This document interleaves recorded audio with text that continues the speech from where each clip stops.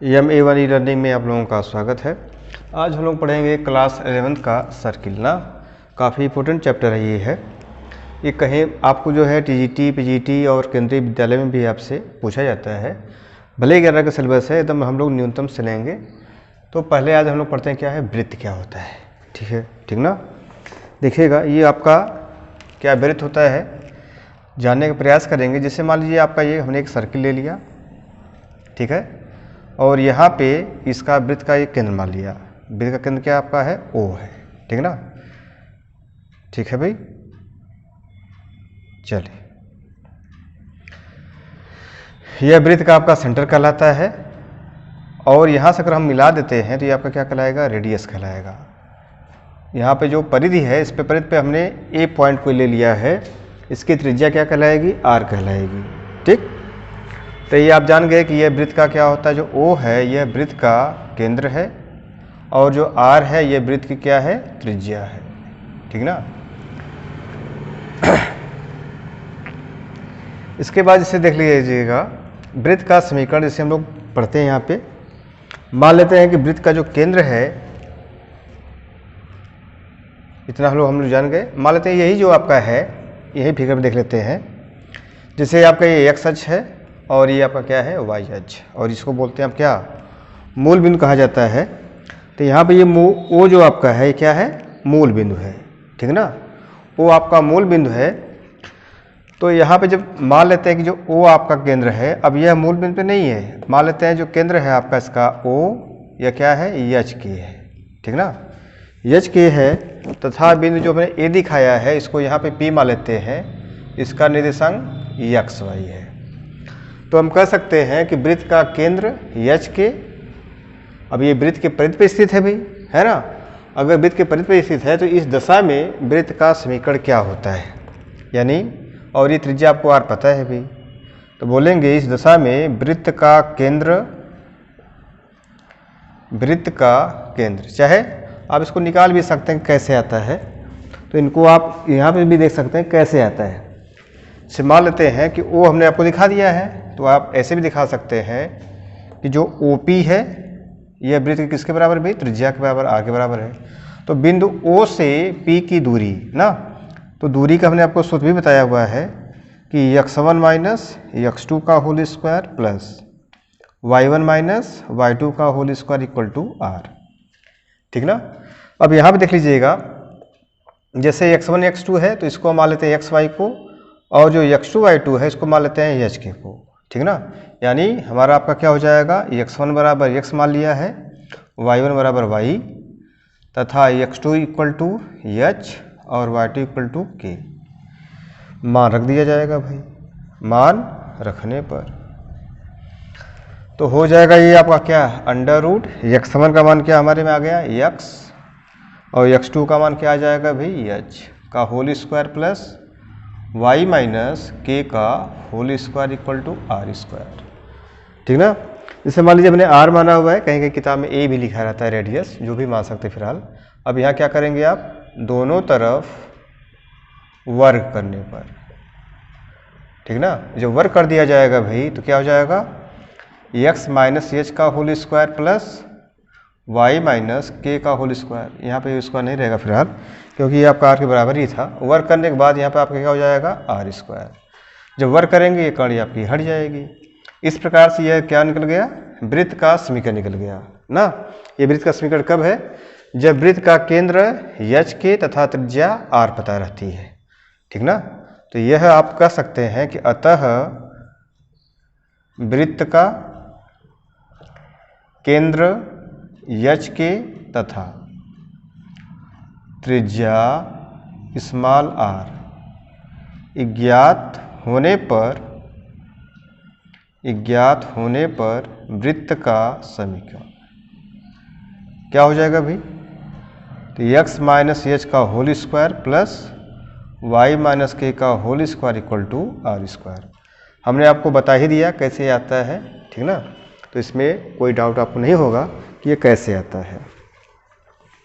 अब देख लीजिएगा, जैसे मान लीजिए हमने यहाँ पे वृत्त का केंद्र क्या मान लिया है, HK मान लिया है। अगर यही जो वृत्त का केंद्र है कहाँ से जाता है, मूल बिंदु से यदि होके जाता है तो इस दशा में क्या हो जाएगा, अगर जो आपका केंद्र है, ठीक है ना, ये भी आपकी शर्त हो जाएगी। जैसे कह लिया जाए कि यदि वृत्त का केंद्र क्या हो जाए 0 0 तथा त्रिज्या स्मॉल r होने पर वृत्त का समीकरण क्या हो जाएगा भाई। तो आप कह सकते हैं, इसको मान लीजिए समीकरण 1 है, वृत्त का समीकरण समीकरण 1 से, ठीक ना। तो क्या हो जाएगा, x माइनस 0 का whole square plus y minus 0 का whole square equal to R square. तो हो जाएगा x square plus Y square equal to R square. यानी जब वृत्त का केंद्र आपका क्या रहे 0 0 रहे और त्रिज्या आपको r पता रहे, तो इस दशा में इनको आप दिखा सकते हैं। कहने का मतलब जैसे ये आपका अगर फिगर की बात करेंगे तो ये आपका सेंटर O हो जाएगा। ये चलिए इधर इधर दिखा लेते हैं। सेंटर आपका O है, तो ये यहाँ से x एक्सिस और y एक्सिस दिखा लेंगे आप। ये O हो जाएगा, ये x अक्ष और ये y अक्ष है ना। तो O क्या हो जाएगा इसका 0 0 और जो ये P है ये आपका रेडियस हो जाएगा r। यानी वृत्त का केंद्र 0 0 तथा रेडियस स्मॉल r ज्ञात होने पर वृत्त का समीकरण, ठीक ना। तो ऐसे ये हम जान पाते हैं इस दशा में ये क्या हो जाएगा। चलिए थोड़ा सा कट रहा था, तो यहाँ पे देख लेते हैं। जैसे ये आपको समझ में आ गया होगा, यह आपका y एक्सिस है, हमने दिखाया हुआ है, ये आपका p एक्सिस है, स्मॉल r हो जाएगा। तो ये जो है कब निकलेगा आपका, जब वृत्त का केंद्र 0 0 तथा त्रिज्या r पता रहेगी। तो इस दिशा में आपसे पूछा जाए कि वृत्त का समीकरण क्या होता है, तो आप बताएंगे x square plus Y square equal to क्या r स्क्वायर, ठीक ना। इसको नोट कर लीजिए, ठीक है। चलिए हो गया होगा, अब आगे चलते हैं। आगे देखिएगा, हम लोग इसके आगे देखते हैं वृत्त का व्यापक समीकरण क्या होता है, ठीक ना। तो वृत्त का जो व्यापक समीकरण हमने आपको अभी बताया था कि वृत्त का केंद्र एच के तथा त्रिज्या स्मॉल r ज्ञात होने पर, ठीक ना, वृत्त का समीकरण। अभी हमने आपको बताया था, क्या बताया था भाई, बोले थे आप कि x माइनस एच का whole square plus Y minus K का whole square equal to R square, ठीक ना। अब यदि इसको आप a माइनस बी का होल स्क्वायर के सूत्र में खोल दें तो a square plus B square minus 2ab हो जाएगा आपका। तो क्या बोलेंगे आप, x का वर्ग प्लस h का वर्ग minus 2xh Y square plus K square minus 2yk चाहे के Y equal to R square. चलिए देखिएगा, जो वर्ग वाला है उसको पास पास करते हैं, X square plus Y square minus 2xh minus 2ky है ना। और क्या बचा हमारे पास, प्लस h स्क्वायर और प्लस के स्क्वायर, इसको पछांतर कर दीजिएगा तो minus R square equal to 0 हो जाएगा, ठीक ना। अब देखिएगा, जैसे हमारे यहाँ पे h है और k है, इनके स्थान पे यानी माइनस h बराबर क्या लिख दें g और minus k equal to g और f, जो मानक समीकरण बनाया जाता है फिलहाल है। मान लेते हैं कि minus h equal to g minus k equal to f तथा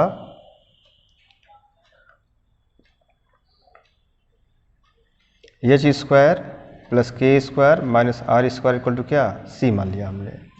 तब यही समीकरण आपका क्या हो जाएगा भाई, X square plus Y square plus, अब माइनस एच के स्थान क्या रखेंगे, प्लस जी रखेंगे आप, तो हो जाएगा plus 2gx 2fy plus c equal to 0 है ना। तो कह देंगे यही वृत्त का क्या है, व्यापक समीकरण है, ठीक ना। इसको हम लोग क्या बोलते हैं भाई, वृत्त का व्यापक समीकरण कहा जाता है, ठीक ना। अब इसके आगे देखिएगा, जिससे हमने आपको अभी बताया कि आपका माइनस एच क्या है, जी के बराबर माइनस के एफ के बराबर है। तो यहाँ पे जो वृत्त का व्यापक समीकरण है, इसका जो वृत्त का केंद्र, अगर इसका निकालना होगा तो वृत्त का जो केंद्र है, पहले आप क्या कहते थे, केंद्र एच के था। अब देखिए यहाँ पर तुलना कर लीजिए, तो एच के स्थान पे क्या हो जाएगा माइनस जी, के स्थान पे माइनस एफ। जो आप वृत्त का केंद्र है यह क्या हो जाएगा माइनस जी माइनस एफ, ठीक ना। अब अगर वृत्त का आपको त्रिज्या निकालना होगा, अगर तुलना करके निकाल भी सकते फिलहाल। यहाँ पे देखिएगा H square plus K square minus R square equal to क्या है सी। त्रिज्या यहाँ पर तो आर ही है ना। अब त्रिज्या निकालने के लिए कह सकते हैं कि H square plus K square minus R square equal to C. तो माइनस आर को आप पक्षांतर कर दीजिएगा, H square plus K square, ठीक ना, और माइनस सी इक्वल टू क्या आर स्क्वायर, या आर इक्वल टू आपका क्या हो जाएगा। हाँ, यहाँ पे हमने ये माना भी है। चलिए एक लाइन और हमको करना चाहिए था कि अब यहाँ पे हम लोग क्या दिखा चुके हैं,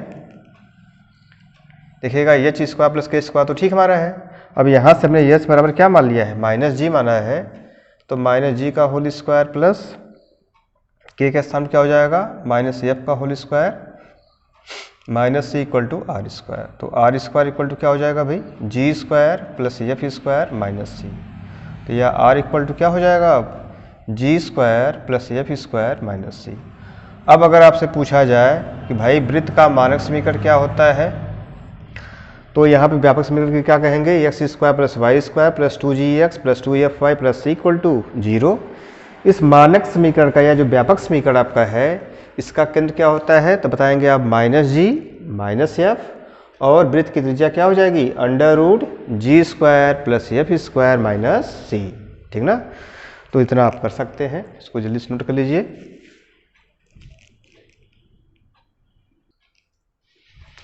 नोट कर लिया होगा। चलिए देखते हैं, इसी प्रकार से क्वेश्चन एक लिए हमने है एनसीईआरटी वाला।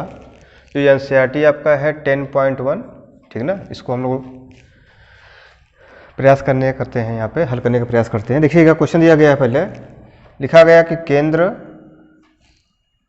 0,2 और ना त्रिज्या क्या लिया है इन्होंने, त्रिज्या लिया है 2 इकाई।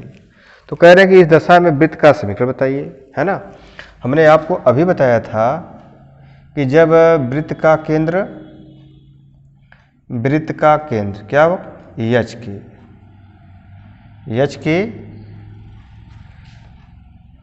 तथा त्रिज्या स्मॉल आर ज्ञात होने पर वृत्त का समीकरण क्या बताया था भाई, एक्स माइनस एच का whole square plus Y minus K का whole square equal to R square. अगर आप तुलना करेंगे तो एच का मान कितना है हमारे पास है, एच का मान यहाँ पे है 0, के का मान 2 है और आर का मान 2। यहाँ पे क्या करेंगे, इसको आप मान पुट कर देंगे तो हो जाएगा आपके पास कितना भाई, एक्स माइनस एच का मान कितना हमारे पास है 0 प्लस वाई माइनस के का मान कितना हमारे पास है, तो बोलेंगे 2 होल स्क्वायर इक्वल टू 2 का वर्ग, ठीक है। अब x प्लस 0 घटाएंगे तो ऐसे ही आएगा, वर्ग है तो वर्ग कर दिया जाएगा। यहाँ देखिएगा y माइनस 2 का होल स्क्वायर है, तो आप जानते हैं कि a माइनस बी का होल स्क्वायर क्या होता है, a माइनस बी का होल स्क्वायर क्या होता है भाई। तो अगर नहीं याद है तो याद करिए, a का वर्ग प्लस b का वर्ग माइनस 2ab, ठीक ना। ये आपका सूत्र हो जाएगा भाई। देखिए हो जाएगा वाई स्क्वायर 2 का वर्ग माइनस 2 दूना 4 वाई और 2 दूनी 4। आगे देखिएगा वाई स्क्वायर 2 का वर्ग करेंगे तो कितना हो जाएगा 4 माइनस 4y इक्वल टू 4 से 4 आपका क्या हो जाएगा कैंसिल, बचा क्या X square plus Y square minus 4y equal to 0। यही वृत्त का क्या हो जाएगा समीकरण हो जाएगा, ठीक ना। तो इस प्रकार से इस क्वेश्चन को आप कर सकते हैं। पहला प्रयास करिएगा कि हमने जितना आपको सूत्र बताया उसको आप लिखकर तैयार करिए, याद करिए। फिर मिलते हैं नेक्स्ट वीडियो में और क्वेश्चन आपको इसी तरह से बताएंगे आगे। धन्यवाद।